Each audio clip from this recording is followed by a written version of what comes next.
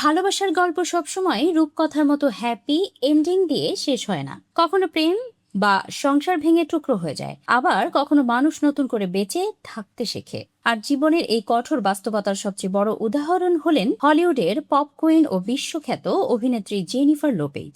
4বার বিয়ের পিঁড়িতে বসা, একাধিক বিচ্ছেদ এবং অসংখ্য ঝড়ের মুখোমুখি হয়ে অবশেষে সম্পর্ক ও আত্মসম্মান নিয়ে নিজের গভীর অভিজ্ঞতার কথা প্রকাশ করেছেন এই গায়িকা। সম্প্রতি এক টক শোতে লোপেজ অকপটে জানান, জীবনের সবচেয়ে গুরুত্বপূর্ণ সম্পর্কটি আসলে কোনো জীবনসঙ্গীর সাথে নয়, বরং নিজের সাথেই। কিন্তু কেন এমনটা বললেন 57 বছর বয়সী এই তারকা?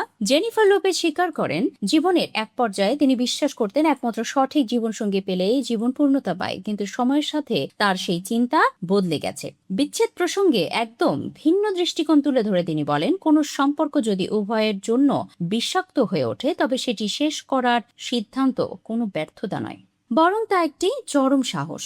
জেনিফার লোপেজের মতে, একটি ভুল সম্পর্কের সমাপ্তি মানুষের জীবনে সফলতার নতুন নতুন দরজা খুলে দেয়। কে কাকে ছেড়ে গেল সেটি মূল বিষয় নয়, বিচ্ছেদের পর কে নিজেকে কতটা পরিণত ও আত্মবিশ্বাসী হিসেবে গড়তে পারলো সেটাই বড় কথা। সম্পর্ক ভাঙার পর অনেকেই প্রচন্ড একাকিত্বকে ভয় পান, তবে জেনিফারের মতে একা থাকতে শেখায় জীবনের সবচেয়ে বড় শিক্ষা। নিজের কঠিন সময়গুলোতে তিনি ধ্যান, কঠোর শরীরচর্চা, কাজ এবং সন্তানদের সাথে সময় কাটিয়ে নিজেকে নতুন রূপে তৈরি করেছেন।